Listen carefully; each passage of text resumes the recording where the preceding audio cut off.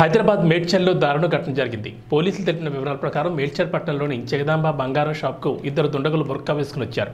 కత్తితో షాప్ యజమాని మెడ కింద పొడిచి బంగారం ఇవ్వాలని బెదిరించారు. కొంత బంగారం ఎత్తుకెళ్లారని స్థానికులు చెబుతున్నారు.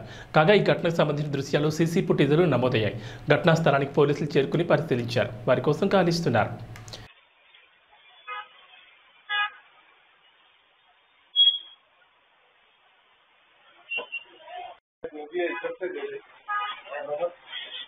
नीचे हो जा नीचे